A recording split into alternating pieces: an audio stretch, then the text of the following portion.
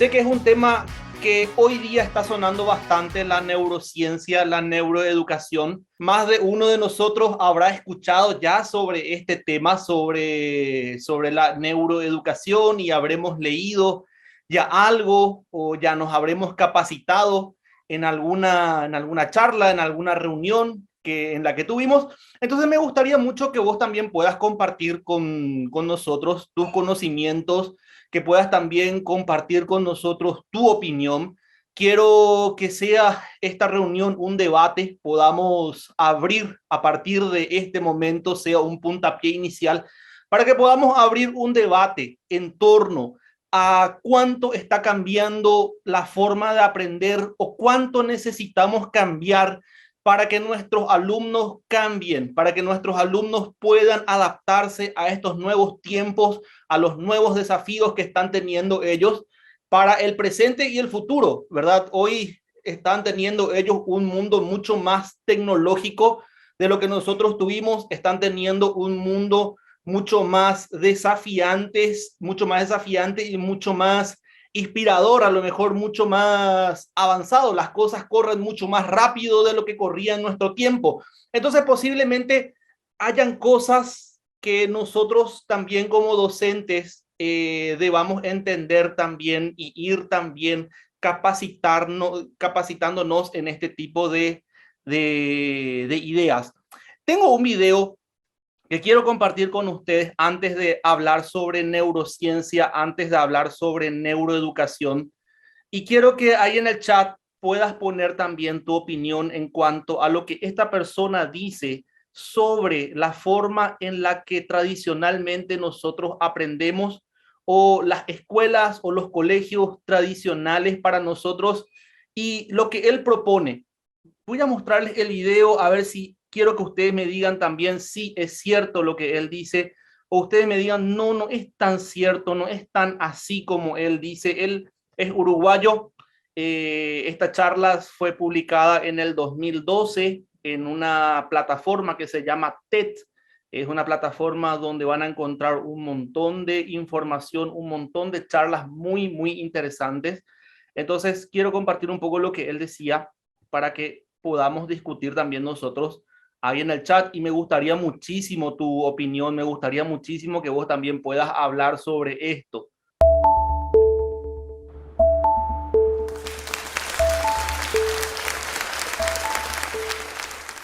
Bueno, conseguí un sponsor para mi charla. Todo el mundo tiene sponsor, TED tiene sponsor, la bandera en el estadio tiene sponsor. ¿No vieron los loguitos? ¿Quién iba a decir que Carlos Schneck iba a ser un símbolo patrio? Pero bueno, están en negociaciones ahora con el escudo nacional.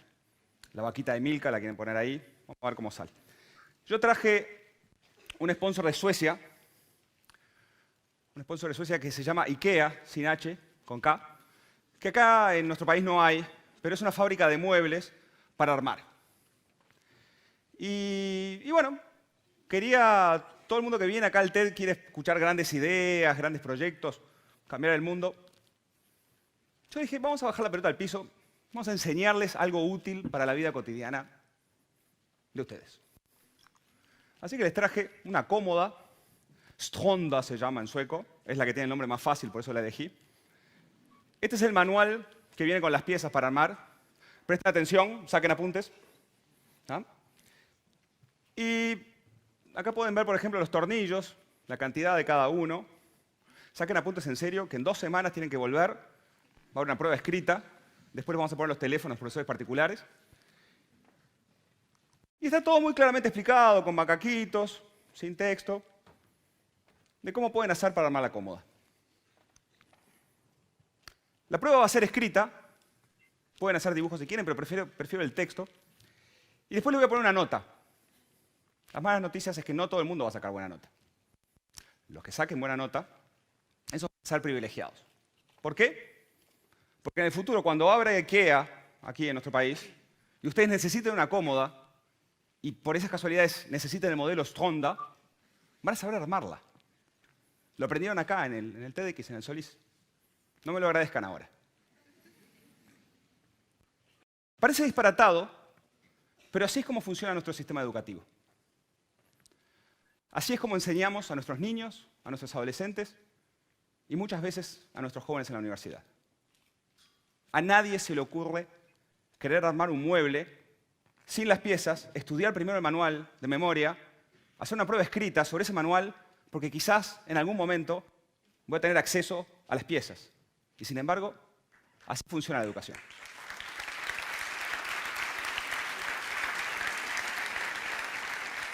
¿Todo bien? Un aplauso. No aplaudan más, porque esto es como carnaval. Ahí pierdo puntos por tiempo. ¿Ah? ¿Por qué pasa esto? ¿Somos tontos? No. No solo pasa en Uruguay, pasa en todo el mundo. ¿Por qué? Bueno, hay muchas razones. Y una de ellas es histórica. Y una de ellas es la que vengo a explicar hoy. Y es que el mundo... ¿Vieron que en la tele, en los medios, en el marketing, se pasa todo el mundo hablando que el mundo cambió? Bueno, el mundo cambió de verdad. Era un tema central. Hasta hace pocos años, nuestro bien cultural más preciado era la información. Era lo que no había.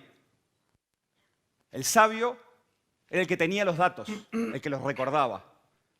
Y cuando Gutenberg inventó la imprenta, permitió crear lugares donde guardar información. Eso mejoró muchísimo, democratizó muchísimo el acceso a los datos. Sin embargo, igual los libros hay que editarlos, imprimirlos, traducirlos, reimprimirlos. Y todo eso cambió. Cambió ahora, en estos años, con Google y con Internet. Ahora cualquier niño, y literalmente cualquier niño en la escuela pública del Uruguay, cualquiera tiene acceso a más información de la que soñó jamás cualquier sabio de nuestra historia. En serio. La escuela fue diseñada para ese mundo, un mundo con escasa información. Ese mundo se acabó. El mundo siguió de largo y nuestra idea de educación quedó anclada en un mundo donde no había información. ¿Qué tan cierto es lo que él plantea? ¿Es realmente, necesitamos realmente nosotros un cambio profundo en nuestra manera de enseñar? El mundo cambió tanto ya con la tecnología y con la información que tienen nuestros chicos, que hoy nuestra forma de enseñar o las herramientas que le estamos dando en un aula, o la metodología que estamos aplicando o las didácticas que estamos aplicando en el aula son las necesarias como para que ellos puedan afrontar este mundo tan cambiante que ellos están teniendo hoy día. Quiero que vos me puedas ayudar también en tu opinión, porque sé que ustedes saben mucho, y entonces me gustaría mucho que puedan hablarme también sobre esto. ¿Es así? No, no es tan así. Realmente estamos cambiando, realmente ya estamos evolucionando más, o falta todavía en nuestro país tocar este tipo de cosas, o ya nos estamos capacitando. Entonces quiero que por favor puedas entonces estar opinando en este momento respecto a este tema. Vamos a hablar un poco justamente relacionado a esto. Quiero que estemos hablando sobre el buen docente dentro de la neuroeducación. Y vamos a hablar un poco qué es la neurociencia, para empezar, porque la base de la neuroeducación es la neurociencia, es la ciencia, según la RAE, es la ciencia que se ocupa del sistema nervioso o de cada uno de sus diversos aspectos y funciones especializadas. La neurociencia no solamente está abocada a la educación, son descubrimientos científicos en torno al cerebro, el órgano físico, el órgano que nosotros los seres humanos tenemos y utilizamos para aprender. Estos estudios médicos, estos estudios científicos fueron afectando a diferentes áreas, a diferentes disciplinas, entre ellas la educación. De ahí surge el término neuroeducación. También afectó a la psicología, también afectó a la psiquiatría, afectó en diferentes ámbitos, pero principalmente hoy se está hablando mucho dentro del área de la educación porque es el área donde al parecer nos interesa más y nos ayuda más estos estudios que se están haciendo sobre el cerebro. El cerebro se descubrió que es un órgano impresionante, es un órgano tremendamente plástico, es un órgano tremendamente adaptativo, se adapta a los nuevos desafíos de una manera increíble, mucho más cuando el cerebro es nuevo para nuestros niños, ¿verdad? Pero de igual manera se descubrió también que el cerebro sí se adapta en una edad adulta, o sea que sí podemos nosotros seguir aprendiendo, podemos seguir moldeándonos a medida que vamos creciendo. ¿Y por qué? Porque ese cerebro se encontró que físicamente se adapta y se transforma a medida que nosotros vamos adquiriendo nuevas habilidades, nuevos conocimientos. Hay un estudio que se hizo en Inglaterra con los taxistas y se estudió más de 500 taxistas y se descubrió que los taxistas de Inglaterra, que como es una ciudad grande, una ciudad movida, todo el tiempo ellos están en la calle y tienen que desarrollar al máximo la habilidad para manejar un vehículo, y se descubrió que ellos en cierta parte de su cerebro tenían mayor desarrollo que el resto de los otros conductores. Se descubrió que ellos tenían una forma del cerebro y parte de su cerebro, de la parte que manejaba justamente esta habilidad de manejar un vehículo, con una forma diferente al resto de los conductores. Y diferentes tipos de pruebas en forma empírica que se fueron descubriendo, principalmente en estos países, Inglaterra, Estados Unidos, que son los países más abocados a la investigación en torno a la educación, y descubrían realmente este tipo de cosas, descubrían de que esto de la neurociencia y de que el cerebro tiene una participación muy, muy importante dentro de la forma en la que nosotros aprendemos, está realmente bien respaldado. La neurociencia lo que busca es justamente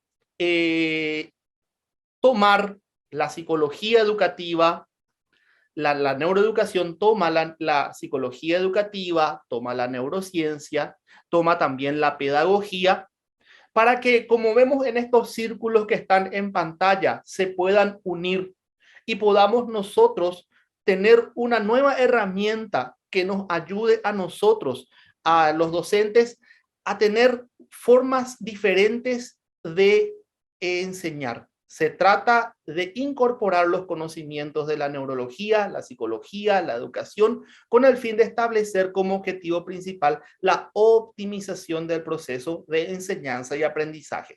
El objetivo principal es acá la optimización de este proceso de enseñanza y aprendizaje.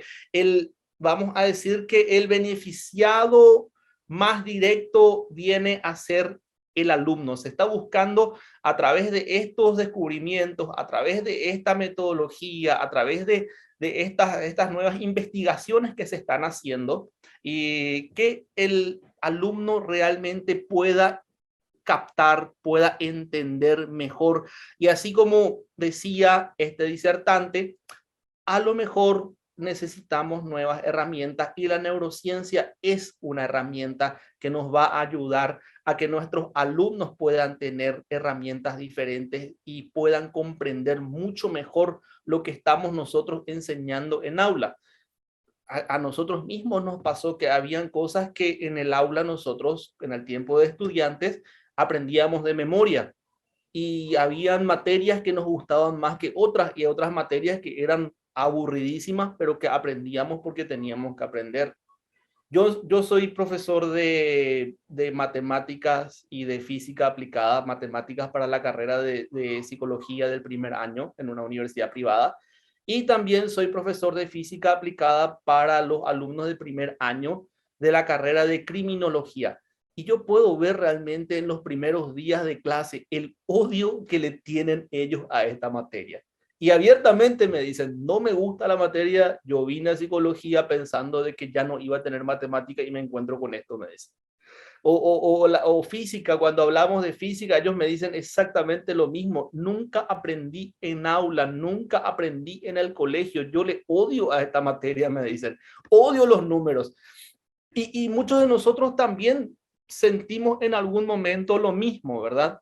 Entonces, posiblemente hayamos tenido malas experiencias a nivel escolar, a nivel familiar, y nuestros alumnos, nosotros mismos y también nuestros alumnos, y después eso llevamos, parece que a lo largo de nuestra vida.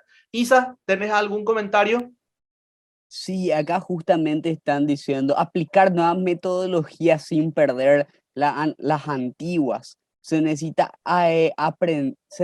enseñar, aprender a buscar la información, identificar cuáles son las adecuadas a nuestra necesidad y para poder utilizarlas. Innovación, eso es lo que necesitamos. Vamos avanzando con la tecnología y nosotros estamos muy lentos en aprender. Dice, yo creo que hay más de lo que nosotros pensamos. Necesitamos conocer más cosas sobre la tecnología. Ok, muchas gracias por sus opiniones y realmente es así. Hay una realidad que nosotros vivimos en aula en nuestro país. La conectividad que tienen nuestros chicos jamás se va a comparar con la conectividad, hablo a nivel de conectividad de internet que tienen otros chicos, a lo mejor en el extranjero. No, no podemos comparar una cosa con la otra. Avanza la tecnología y muchas veces nos hablan a nosotros los docentes de que tenemos que adaptarnos a ese mundo tecnológico y vemos nosotros que muchas veces no es tan real para nosotros ese tipo de cosas. Por eso tomo y aprecio mucho ese comentario que acaban de hacer realmente de que debemos nosotros capacitarnos, debemos nosotros ir tomando las herramientas a medida que podamos ir avanzando con nuestros alumnos. Lo interesante de la neurociencia es que no plantea un cambio desde el lado de la tecnología, no plantea un cambio desde el punto de vista físico, no necesitamos pantallas como están utilizando los estudiantes en Japón o no utilizamos, no necesitamos a lo mejor esa conectividad a internet que a lo mejor otros países están utilizando, sino que lo que la neurociencia plantea, la neuroeducación plantea, es un cambio en la forma de estudiar y aprender. Y para eso no se necesita muchos cambios a nivel físico o a nivel estructural, vamos a decirlo. No necesitamos mejores aulas, no necesitamos más computadoras, sino que necesitamos que nosotros los docentes podamos también ir adaptándonos a la forma en la que los chicos están aprendiendo, a la forma en la que los chicos están recibiendo. Es muy importante que no perdamos también el foco, porque siempre decimos, ¿verdad?, de que todo lo pasado es malo y todo lo que viene es espectacular. Y no es tan así muchas veces. Muchas veces también esa educación tradicional nos va a nutrir de muchas cosas y nosotros sabemos perfectamente eso. Pero también por otro lado es interesante de que nosotros vayamos incorporando nuevas habilidades, nuevas herramientas, nuevos conocimientos también a nuestra manera de enseñar, a la pedagogía que nosotros aplicamos con nuestros alumnos. Lo primero que tenemos que decir de la neuroeducación es que los niños cambia la forma en la que los niños estudian y aprenden. La neuroeducación también puede ser considerada como una disciplina que conecta la neurología con la educación, así como la psicología educativa como factor importante. Entonces, cuando hablamos nosotros de neuroeducación, estamos hablando justamente de una disciplina técnica que busca incorporar la neurología, la psicología y también para tener mejores herramientas para cambiar la forma o encontrar las mejores maneras en la que nuestros chicos están aprendiendo, en la que nuestro cerebro, en el que nuestro cerebro realmente capta o el cerebro de un chico realmente capta. Hay un punto importante que hablaba Hibbert en el 2005 y él decía esto: el suspenso, la intriga, la curiosidad, la novedad, la sorpresa, el susto o impresión, la pasión, la compasión, la empatía, conseguir objetivos, el descubrimiento, la competición, la superación de obstáculos, los logros, la sensación de avanzar, todo esto desempeña un papel fundamental para abrir el cerebro del aprendizaje. Muchas veces nosotros teníamos en cuenta de que aprendíamos a través de los premios. Es una corriente, ¿verdad? Que muchas veces, inclusive nuestros padres utilizaron. Te voy a dar tal cosa si sacas 5. Si sacas 5, te voy a regalar esto. Y muchas veces la educación venía a través de la recompensa. Lo que Hibbert plantea es que nuestros chicos no aprenden solamente por la recompensa, sino que por el proceso que hace el cerebro a lo largo de ese aprendizaje. El de estar entusiasmado, el saber qué puede venir después. Entonces, eso depende mucho también del docente, que el docente también sepa captar la atención de sus alumnos. ¿Sí? Sepa encontrar metodologías para captar y que ellos puedan también desarrollar este tipo de cosas. Pasión, impresión, compasión, empatía, conseguir objetivos, competencias, ¿sí? Entonces, por ejemplo, el método del debate. Un aula, vamos a tener un tema, un aula tiene que defender la idea, el otro tiene que estar en contra de la idea. Entonces, se genera como una especie de competencia en el aula en torno a un tema, y eso hace justamente de que este tipo de emociones también afloren en nuestros chicos, en nuestros alumnos, y según Given escribió, de que esto ayuda al aprendizaje. ¿Qué es la neuroeducación?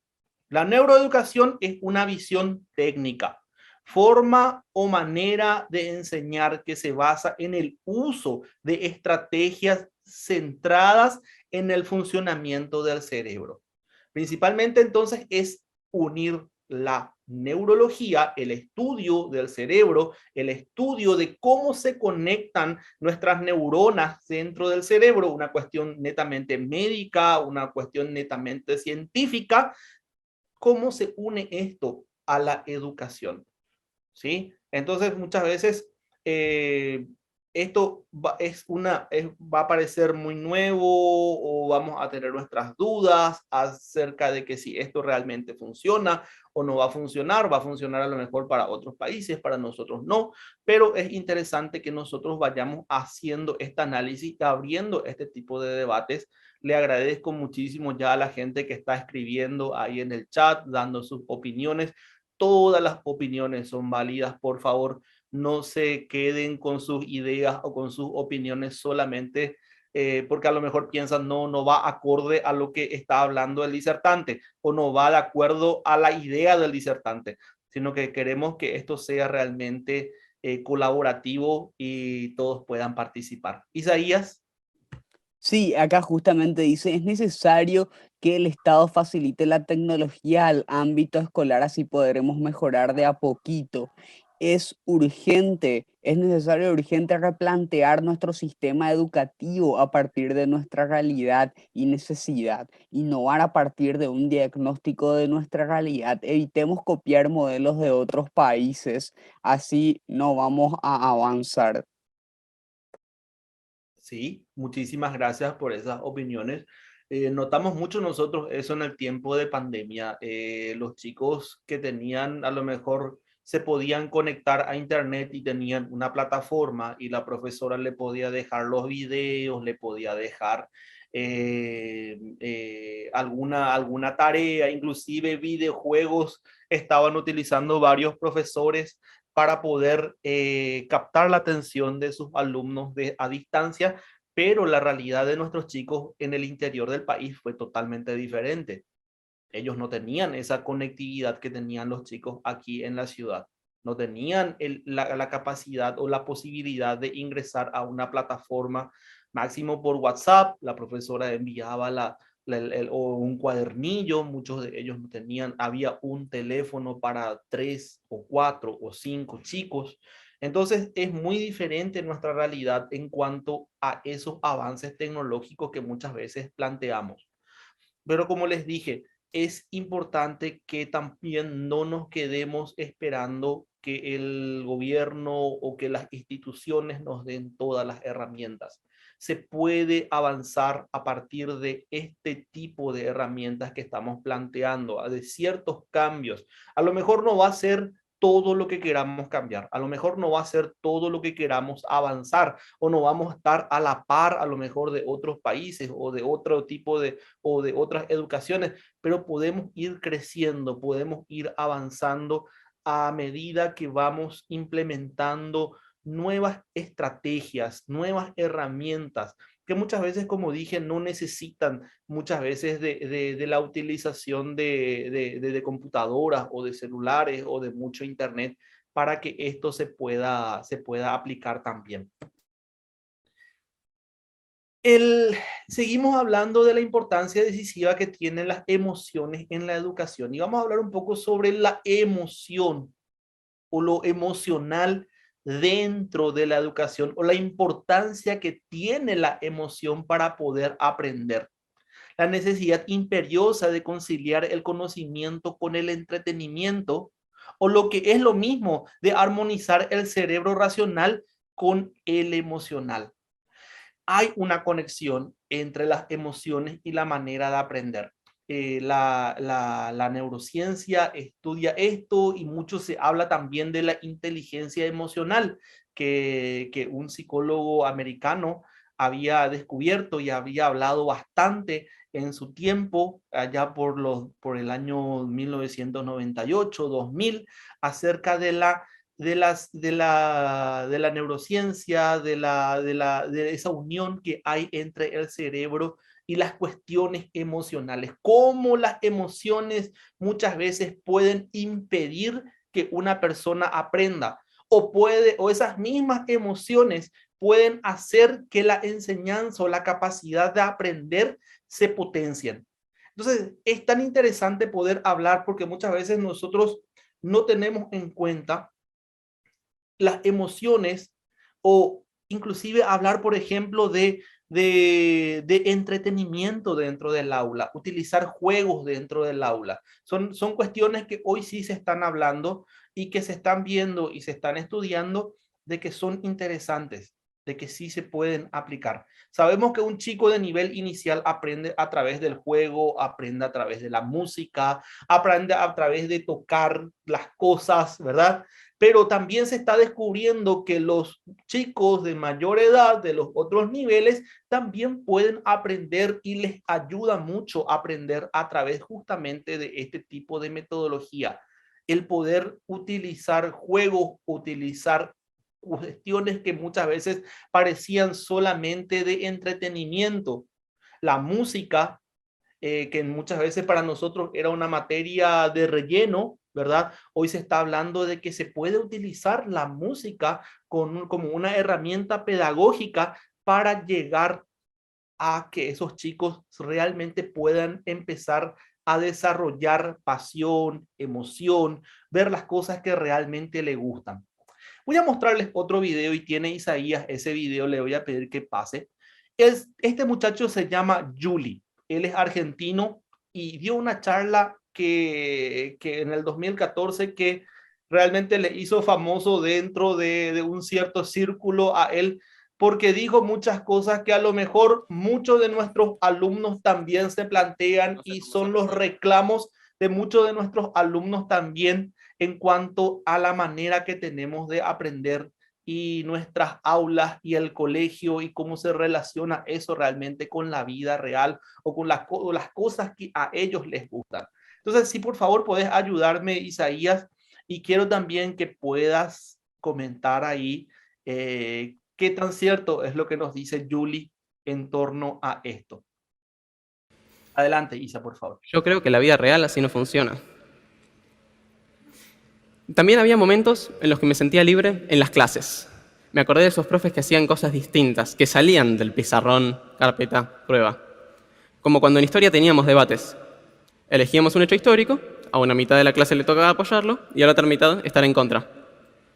Eso traía la historia a la realidad y nos la enseñaba haciéndonos pensar, ponernos en el lugar del otro y aprender a argumentar.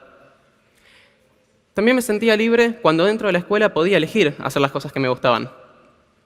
Yo tuve la suerte de que en mi escuela nos ayudaran a prepararnos para las Olimpiadas, o dieran algún que otro taller optativo, como el de astronomía.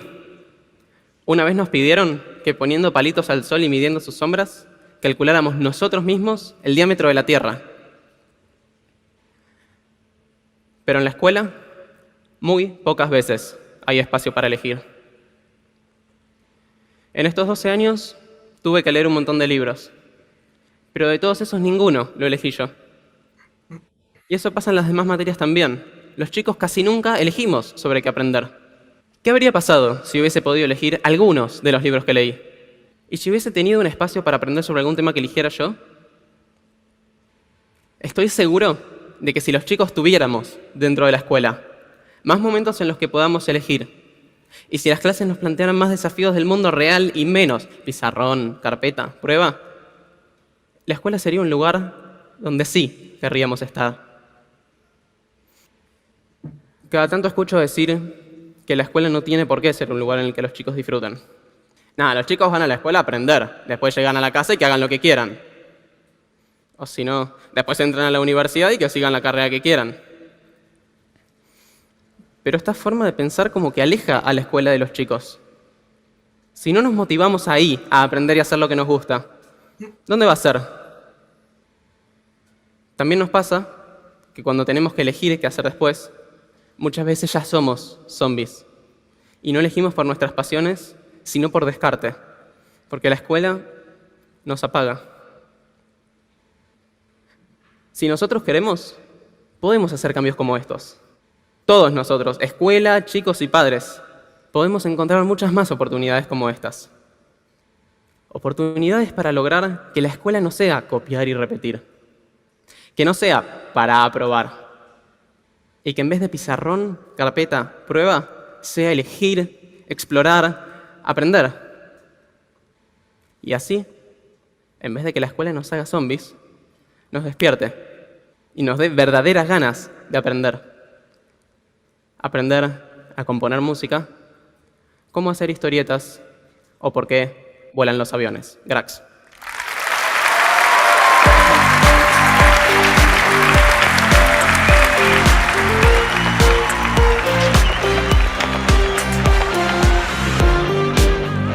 Es realmente así como plantea Julie, la escuela nos apaga, la escuela no motiva realmente la imaginación, no motiva realmente la creatividad de nuestros alumnos. Realmente la escuela no le prepara a nuestros chicos en cuanto a la vida. Es realmente esto, yo quiero que por favor también puedas opinar en cuanto a lo que Julie estaba planteando. Entonces, vamos a estar participando todos. ¿Hay alguna opinión, Isa?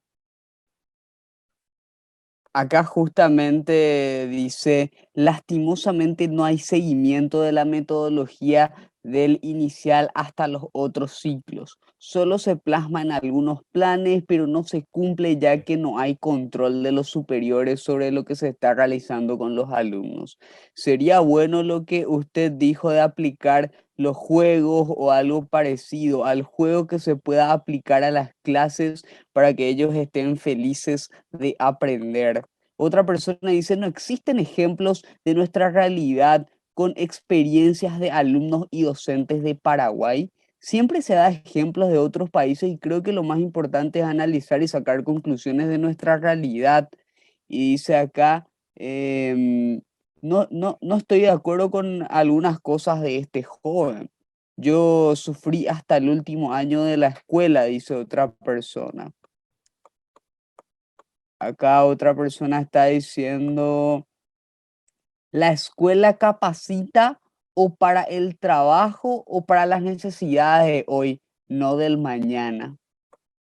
Otra persona dice, si fuera tanto así, entonces no extrañaríamos tanto las escuelas en vacaciones. Tal vez algunas cosas, pero no todo como lo plantea Julie. Ok, ok. Hasta ahí, Isa. Muchas gracias por esas opiniones y son muy, pero muy bienvenidos. Es cierto, sí, a lo mejor no es todo como plantea Julie, por eso justamente quería poner en debate esto, de que cada uno pueda dar también su opinión en torno a lo que él plantea. Sí, tratamos de poner en contexto siempre lo que proponemos aquí en contexto también a nivel nacional, a nivel acá de nuestra realidad. Y justamente por eso, pero principalmente al hablar de neurociencia, al hablar de neuroeducación, son herramientas nuevas que estamos teniendo. Entonces no hay tanta información a nivel nacional o a nivel educativo aquí en Paraguay en torno a la neuroeducación. Por eso que utilizo videos a lo mejor de Argentina, de uruguayos. ¿Por qué? Porque están hablando un poquito más sobre este tema. En Paraguay se está hablando mucho más, pero no tenemos un registro de que, así como estaban diciendo también en un comentario, ¿verdad? De que esto se esté aplicando en todos los niveles. Yo tengo reseñas de colegios que están aplicando, pero son colegios, vamos a decirle, en forma aisladas. Colegios que, por ejemplo, en sus plataformas estaban utilizando videojuegos, por ejemplo, para que los chicos puedan realmente captar la clase. Y en mi experiencia personal con mis hijos funcionaba bastante. Mi hijo de 5 años tenía una afinidad hacia los números, y se le despertó las ganas de aprender matemáticas. Él suma, él inclusive puede restar, cuenta hasta 50, hasta 100, teniendo 5 años. ¿Por qué? Porque veía la plataforma de la hermana, y con los videojuegos él se fue aprendiendo. Dentro de todo, sí hay una experiencia ya palpable dentro de nuestro ambiente, y sí se puede utilizar. Hay instituciones que están motivando a esto. Como dijeron, lastimosamente esto no se está aplicando, o no se aplica, o no sabemos, ¿verdad? O no tenemos registros de cómo se está aplicando a nivel país, a nivel de todo el sistema educativo. Por eso nada más es que muchos de mis ejemplos van a ser o fueron a través de videos de argentinos, de Brasil, de uruguayos, pero en general cuando hablamos de neuroeducación no interesa tanto de qué nacionalidad seamos, ¿verdad? O nuestros sistemas educativos en ciertas cosas se asemejan también a ese sistema que están teniendo los uruguayos o los argentinos. Obviamente ellos están más avanzados que nosotros, pero hay algunas cosas que sí podemos tomar, algunas herramientas, algunas opiniones que ellos tienen acerca de su sistema educativo, que sí también se puede aplicar también al nuestro. Isaías. Acá dice, en mi opinión, el docente debe ser preparado para dar lo mejor de sí. No se puede dar lo que uno no tiene, nos deben de preparar. Aún así, hacemos nuestro mejor esfuerzo. Ok, sí, cierto, cierto. Se necesita una mayor capacitación en torno a este tipo de cosas y este tipo de herramientas que van surgiendo y que se van planteando también hoy también para nosotros. ¿Cómo es el buen docente desde el punto de vista de la neurociencia? Primeramente, el buen docente conoce su materia y reflexiona sobre ella. Vine en el 2007 escribió: un buen profesor conoce bien la materia que imparte y es capaz de reflexionar sobre lo que es importante saber en la casa, o en esa disciplina.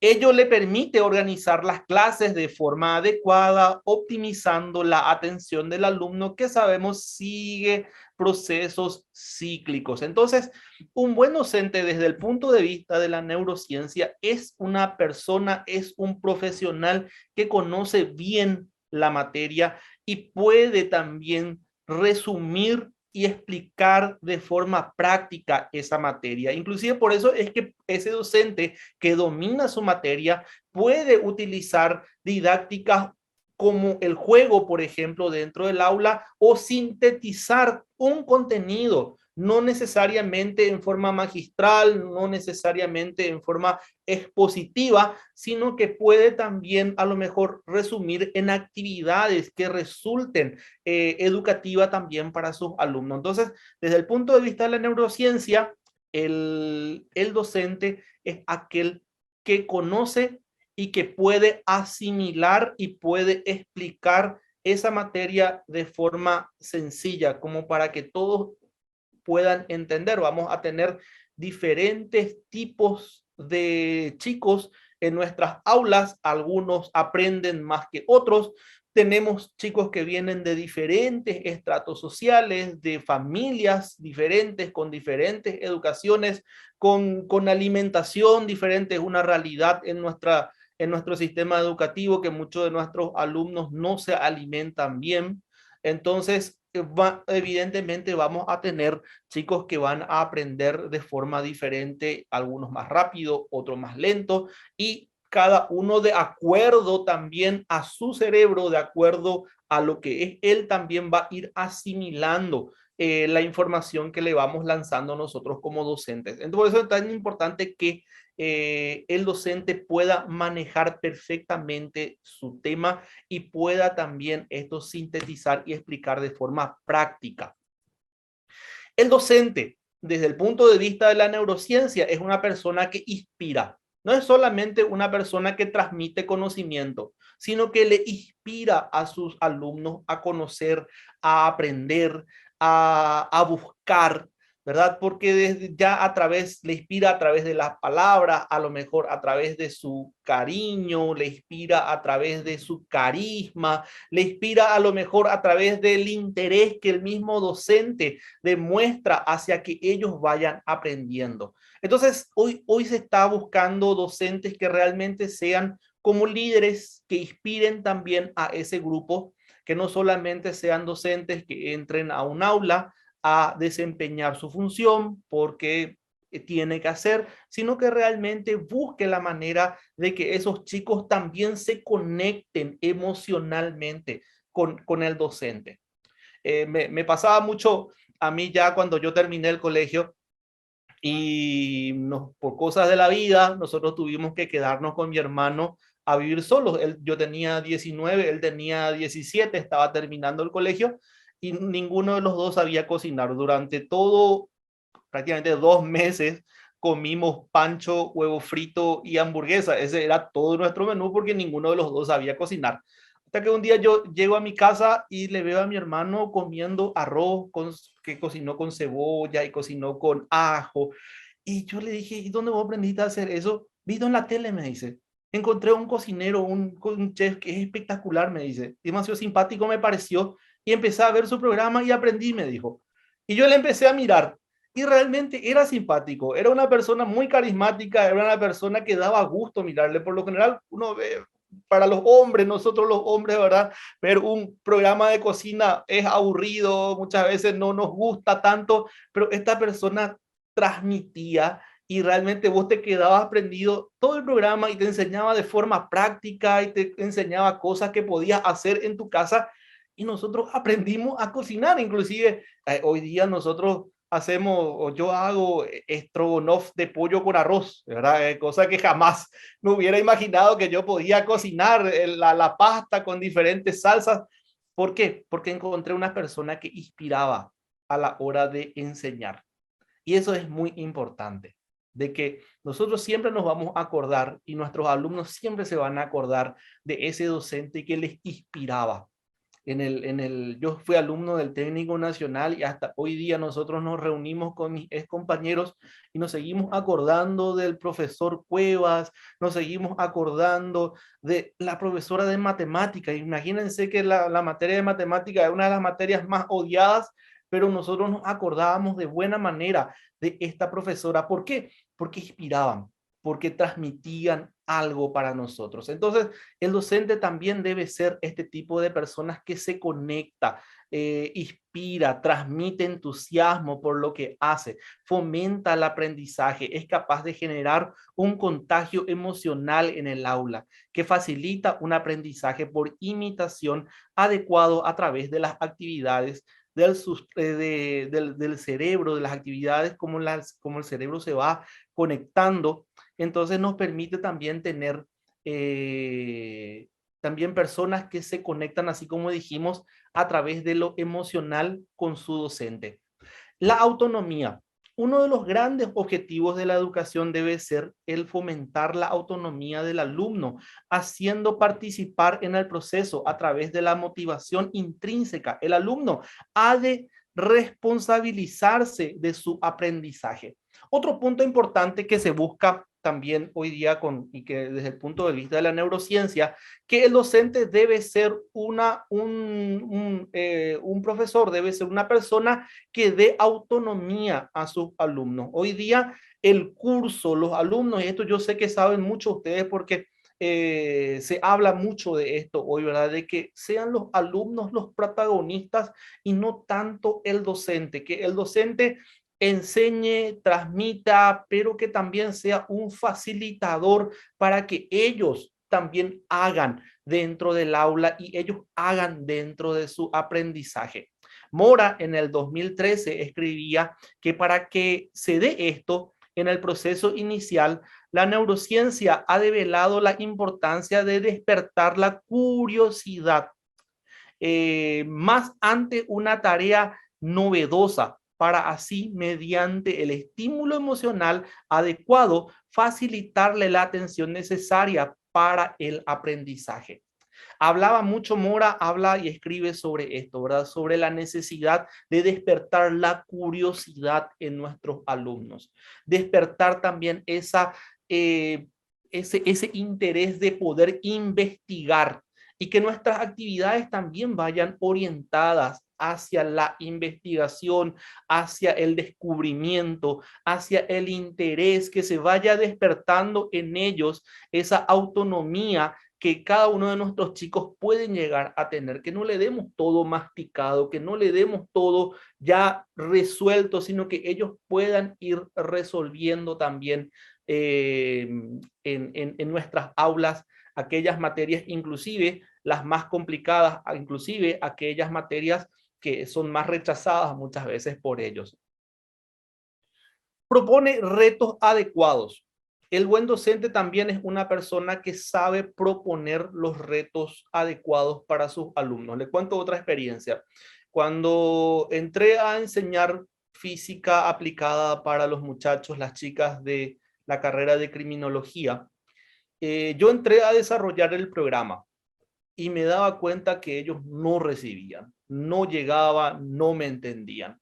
Muchas veces se me distraían al poco tiempo, son 3 horas de cátedra que yo tengo con ellos, 3 horas de clase que yo tengo con ellos, y muchas veces termina siendo muy largo el tiempo que tenemos que estar ahí juntos en aula, y se me distraían al poco tiempo. Después yo fui entendiendo que yo no estaba utilizando bien los conocimientos previos que ellos tenían o los ejercicios que yo estaba utilizando para ellos.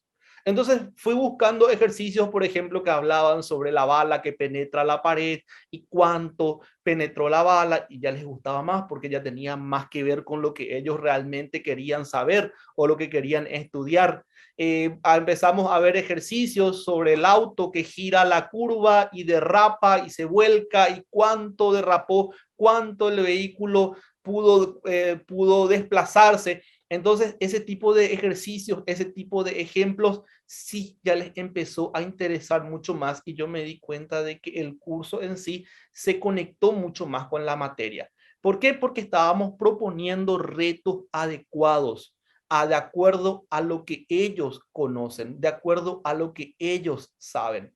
Un comediante, Chespirito, ustedes todos le van a conocer, el autor del Chavo del Ocho, él decía una cosa: la gente se ríe de lo que conoce. Y realmente nosotros aprendemos de esa manera.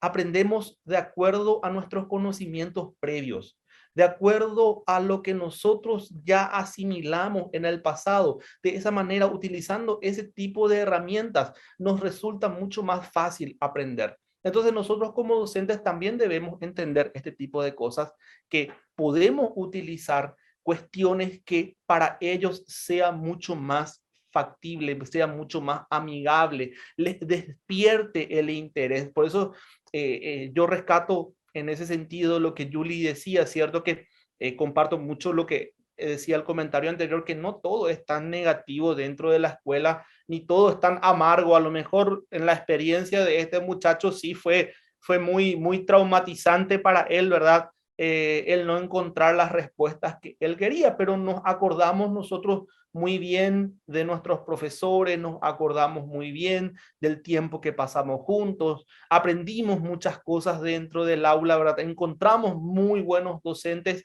y de eso nos acordamos, ¿sí? Entonces, es interesante que nosotros podamos también como profesores poder captar la atención de ellos en este sentido. Fomentar la creatividad. El cerebro es tremendamente plástico. El cerebro se adapta realmente a todo lo que se le incentiva. Y en este tiempo se está hablando mucho de desarrollar la creatividad en nuestros alumnos, que los nuevos tiempos que nuestros alumnos están afrontando, que los nuevos desafíos que nuestros alumnos van a tener aquí en el presente y en el mañana van a estar muy ligados a la capacidad que ellos tengan para adaptarse a los desafíos. Por ejemplo, cómo ellos tuvieron que adaptarse a un formato totalmente virtual en esta pandemia, o un programa híbrido que iban 2 veces por semana o 3 veces por semana y después se quedaban en sus casas con las computadoras. Ellos tuvieron que adaptarse, y todo esto que ellos están viviendo genera que esta generación de chicos y niños que nosotros estamos teniendo sea mucho más adaptable a los cambios. Esta generación, la generación que hoy se llama la generación Z, y esa generación alfa que le llaman de los niños pequeños, que hoy día están con nosotros en las aulas, son personas que se adaptan mucho más que nosotros a los cambios y son mucho más exigentes en ese sentido. Son mucho más impacientes también nuestros alumnos, y eso repercute de una manera negativa con nosotros porque nos genera mayor estrés a los docentes, ¿verdad? Tener una persona que sea exageradamente exigente, o una persona que es exageradamente impaciente, pero esta generación es así. Entonces, y también demanda mayor creatividad. Nosotros debemos también promover, el buen profesor debe ceder el protagonismo a los alumnos, suscitando procesos de investigación a través de las preguntas adecuadas y aceptando diferentes formas de resolver los problemas.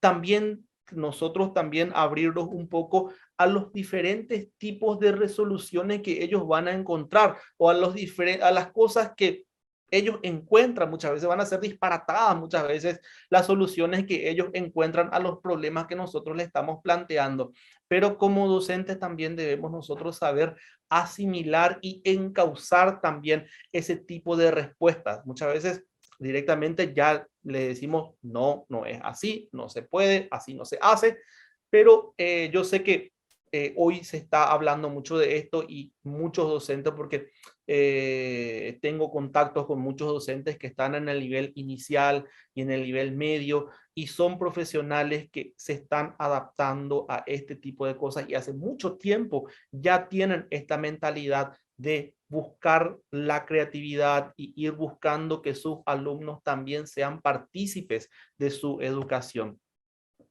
Aceptar el error. Así como también nosotros estuvimos viendo que se busca la creatividad, se busca también los diferentes tipos de respuestas que ellos nos puedan dar, en los diferentes tipos de aporte que nuestros alumnos nos puedan dar. También el buen docente es aquel que acepta el error y entiende que la forma de aprender muchas veces es equivocándose. ¿Cómo vamos a romper estructuras mentales, esas estructuras que nuestros alumnos traen a la escuela muchas veces? Equivocándose, haciendo, y equivocándose y volviendo a rehacer. Entonces, se pierde muchas veces, es mucho tiempo, no tenemos todo el tiempo en el aula como para que ellos se estén equivocando y volviendo a hacer y volvemos a hacer un trabajo 1000 veces. Pero sí podemos desde el punto de vista nuestro de ir sabiendo cómo enseñar también desde el punto de vista, desde el error que cometen muchas veces nuestros alumnos y poder construir también esto. El error forma parte del proceso de aprendizaje y ha de ser aceptado de forma natural. El cerebro que tiende a justificar las creencias previas requiere del error para progresar. La equivocación nos permite acercarnos al éxito de una idea. Escribía esto Foires y Lois en el 2009. La propia plasticidad cerebral conlleva al proceso de aprendizaje continuo. Nuestro cerebro constantemente se está adaptando, constantemente está buscando la forma en la que pueda aprender y el equivocarse es parte también del aprendizaje, es parte de ese proceso. Otro punto, mirar con afecto a nuestros alumnos. Yo hice una tesis que se llamó Enseñanzas y Aprendizajes en tiempos de pandemia, en el formato virtual. Y hablábamos nosotros sobre las herramientas que utilizaron los profesores. Las más utilizadas fueron WhatsApp, aquí en Paraguay. Yo tomé 2 grupos focales donde entrevisté a los alumnos, armé grupos focales con los docentes donde le entrevisté a los docentes y también hice encuestas de cuáles fueron las diferentes maneras en las que ellos aprendieron y las herramientas que utilizaron para aprender. Una de las herramientas más utilizadas fue WhatsApp. Otra de las herramientas que más les gustó y con la que más aprendieron fue Zoom. Y un montón de datos muy interesantes, pero me llamó mucho la atención uno de los datos y fue la conclusión de mi tesis, que por encima de las herramientas, que por encima de la metodología, que por encima de las didácticas que se utilizaron en la educación a distancia en este tiempo, estaba la interacción del profesor con el alumno. Era llamativo que me digan dentro de las entrevistas, sí me costó mucho, pero se notaba que la profesora se esforzaba. Sí me costó mucho, pero se notaba que la profesora quería que nosotros aprendamos y se esforzaba y daba nuevas formas y nos llamaba y nos conectábamos con ella en un mensaje. Si yo no entendía en la clase de Zoom, yo le podía escribir y ella me explicaba otra vez. Entonces, el que el profesor sea afectuoso con sus alumnos marca la diferencia para que ellos puedan aprender. Esa conexión afectiva es interesante. Te decían, no era fácil aprender, pero la profesora demasiado calidad era, demasiado buena era con nosotros. Y no buena en el sentido de floja, sino que buena en el sentido de que se interesaba por ellos. Muchas veces interpretamos de que esa cuestión afectiva a lo mejor me va a hacer perder autoridad dentro del aula. Y en cierta manera sí hay que, un docente tiene que saber mantener su autoridad dentro del aula, pero también saber ser lo suficientemente flexible para ser afectuoso con ellos y poder conectarnos a través del afecto. Porque según el estudio que pude presentar, según la tesis que pude presentar, es de que el docente es determinante, inclusive en la educación a distancia, sin estar físicamente presente. El docente es determinante para que nosotros, nuestros alumnos y nosotros mismos también podamos seguir aprendiendo. Tener vocación. Tener vocación es uno de los puntos interesantes y es uno de los puntos primordiales para que un buen profesor pueda enseñar correctamente, disfrutar de nuestra profesión, disfrutar realmente de lo que estamos haciendo. Muchas veces tenemos tanto estrés encima de nuestras casas, de los problemas económicos, de nuestros propios hijos, de nuestros problemas sentimentales, de los problemas que tenemos con nuestros compañeros, con nuestros directores, con un montón de cosas que terminamos llegando al aula y generamos un ambiente súper estresante. Un ambiente que no permite muchas veces que nuestros alumnos puedan aprender.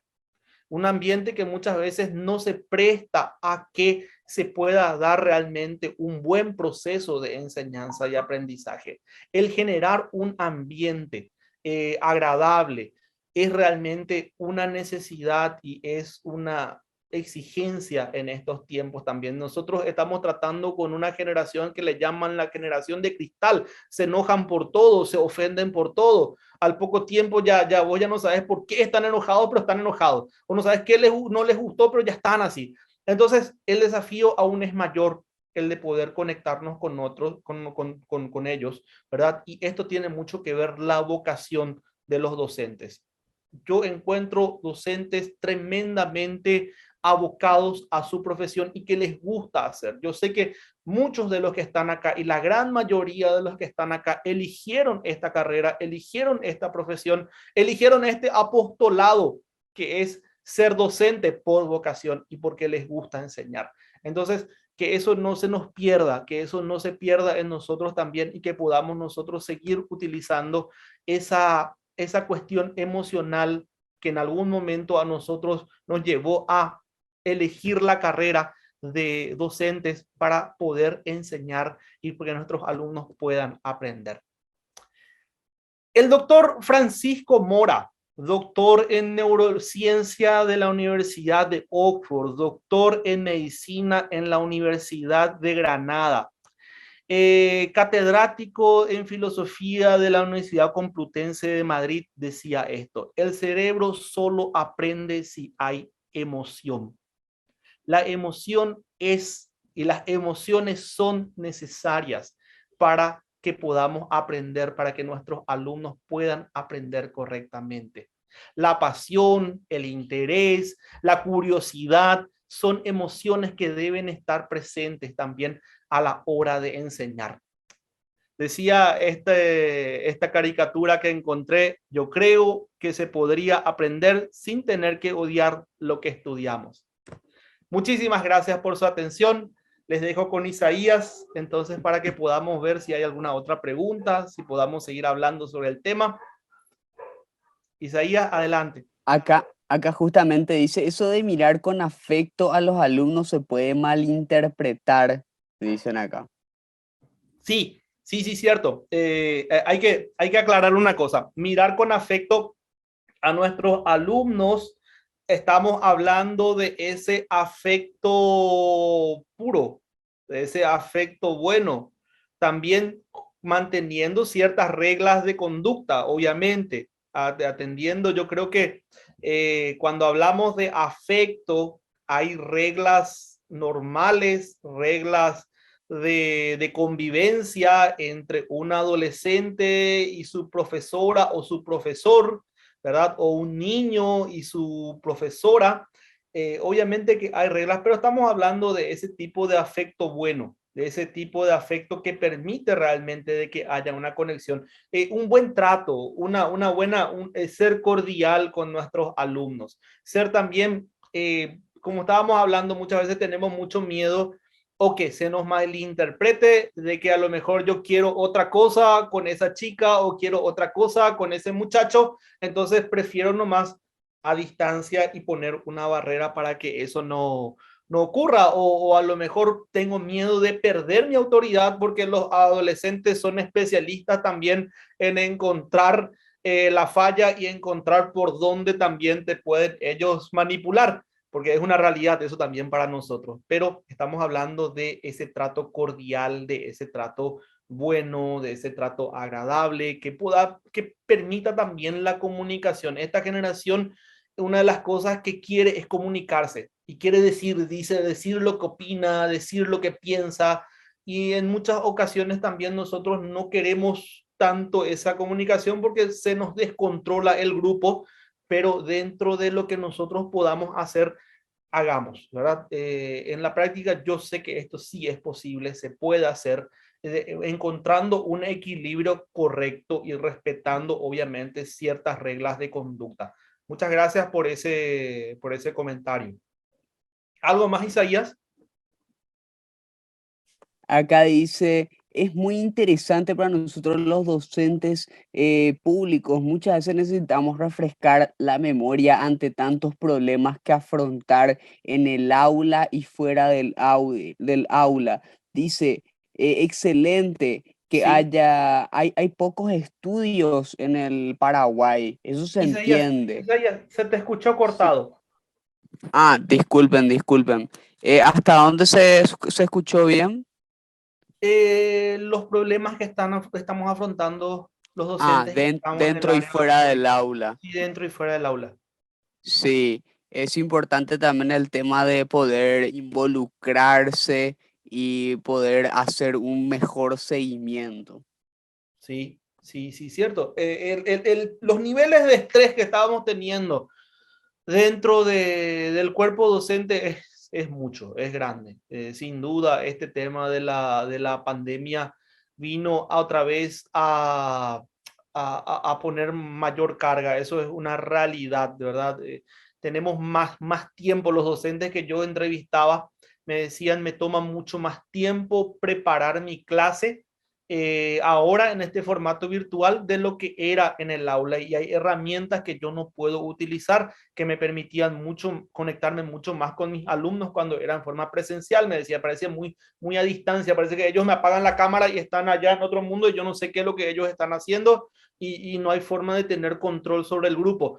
Y agregado a eso, todos los problemas que nosotros obviamente tenemos como personas, ¿verdad? En nuestras casas, con nuestros problemas económicos, con un montón de cosas que también agravan ese pico de estrés, pero es interesante que podamos nosotros también tomar estas pausas, hablar de otros temas, poder distendernos un poquito también, y también no tratar de pensar un poco más positivo, ¿verdad? Que también no es todo negro. A lo mejor muchas veces estamos así como Julie, que ve la institución muy negativa, como muy negra, y a lo mejor si pensamos un poco más en positivo podemos encontrar buenas cosas, podemos encontrar cosas que nos ayuden a sobrellevar un poco más este tiempo que estamos viviendo.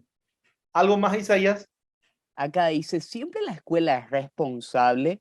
Los alumnos están desmotivados en forma generalizada, van a la deriva hasta que llega el momento de enfrentarse con las situaciones de la vida. No, no es solamente la escuela la responsable. Eso es categórico. Hay una influencia de muchos, viniendo desde los padres y las familias.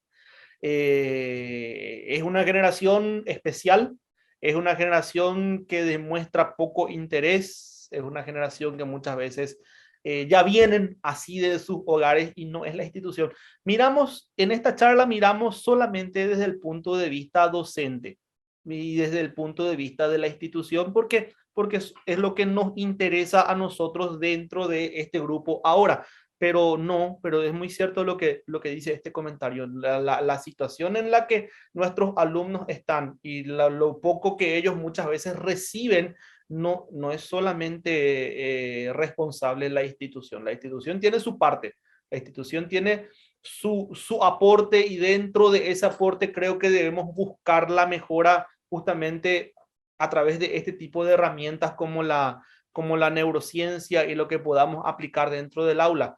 Ahora está la otra parte, la parte de la familia, la parte social, los amigos que le rodean, todo el entorno que le está rodeando a nuestros alumnos también influye mucho. Pero se puede hacer bastante desde nuestra parte, desde nuestro lado, tratar de hacer lo mejor que se pueda y tratar de aportar lo más que podamos en la vida de nuestros alumnos. Gracias por ese comentario también. ¿Algo Acá más, Isa? dicen, la afectividad siempre es importante porque Cuando no se logra ese vínculo, se vuelve fría la relación de enseñar y aprender, porque los Así, estudiantes necesitan ese afecto que en ocasiones tal vez solo en la escuela recibe, y cuando no tiene uno la palabra, por lo menos de afecto, es como que cuesta más poner atención a lo que el profe está diciendo. Me pasó con mi hija que su profe era muy arreglada y solo los retaba. Ella perdió las ganas de estar en la hora de esa materia. así mismo es. Así mismo es. Es lo que justamente estábamos planteando, la afectividad y ese buen trato que permite que haya un buen ambiente dentro del aula, y esto está comprobado de que ayuda a aprender, no solamente desde el punto de vista de que nuestros alumnos se sientan bien. Es cierto que muchos de nuestros alumnos vienen también con muchos problemas familiares, y encontrar otra vez un mal ambiente dentro de la escuela le bloquea aún más.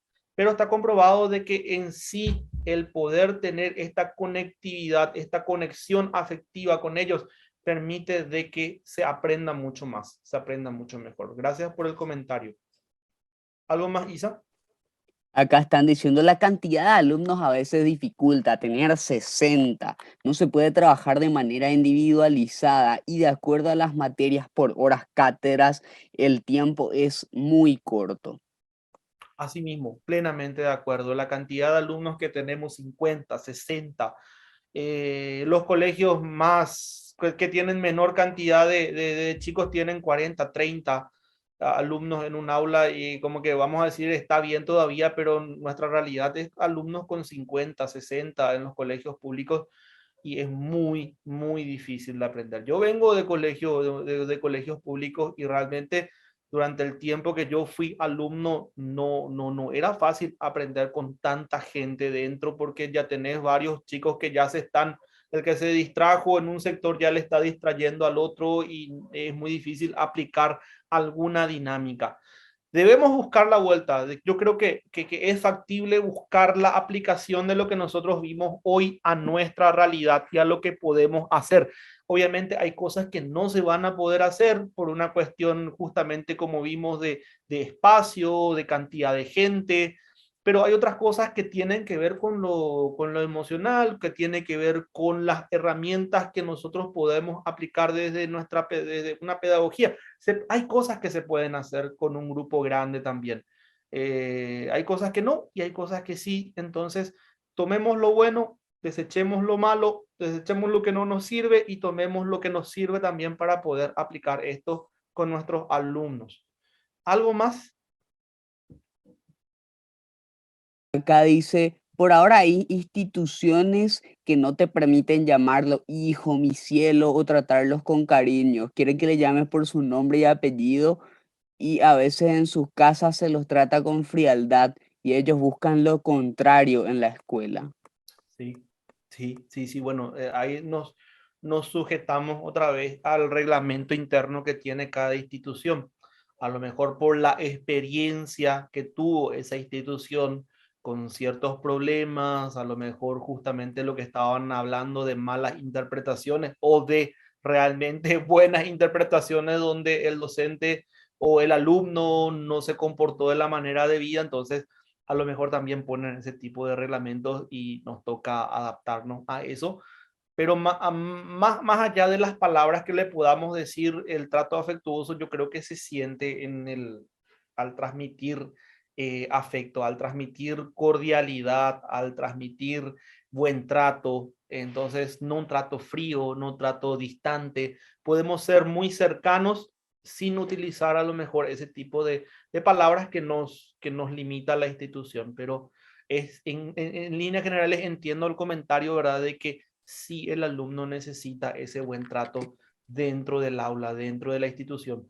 Tenemos problemas, chicos que vienen con problemas familiares tremendos, y yo no les voy a estar hablando de eso porque ustedes están en el aula viviendo eso todo el tiempo.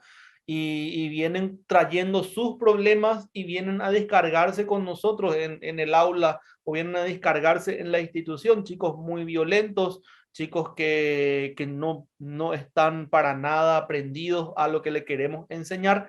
y muchas veces tiene que ver eso con sus familias y con lo que ellos están trayendo de afuera. Entonces el desafío es grande, pero creo que sí podemos nosotros con esto también, de alguna manera, hacer frente también a lo que estamos recibiendo de afuera con esta generación nueva. Isaías.